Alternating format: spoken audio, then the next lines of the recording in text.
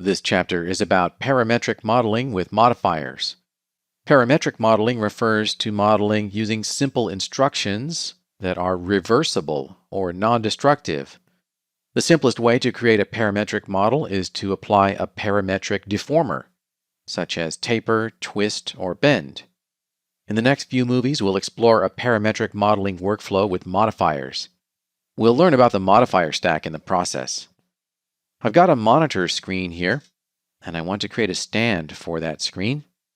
I've got a box here already to go, so I'll select that, go into the Modify panel, and rename it. I'll call it Monitor Stand.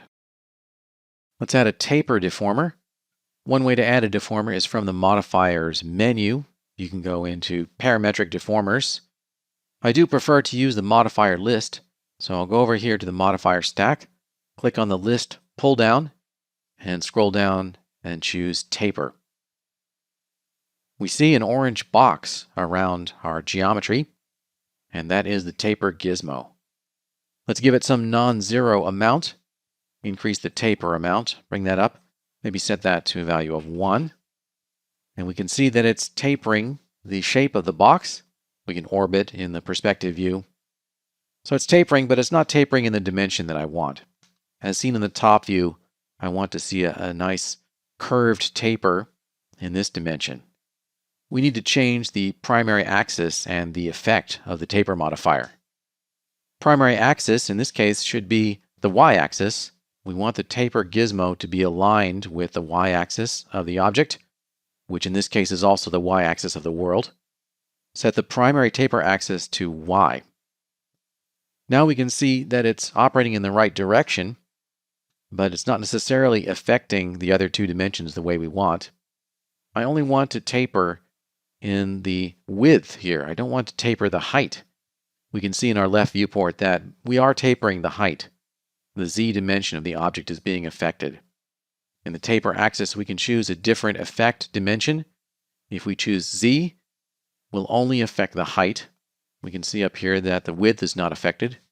If we choose x, then we're only affecting the width and not the height. And that's what I want. For a curved taper, we need a non-zero curve amount. So let's play with that curve amount. I'll bring it to a value of, let's say, -2. Just type that in. And we can see that the gizmo is curved. You can get in closer in that top view with Control, Alt, and middle mouse. The gizmo is curved, but the geometry of our box is not.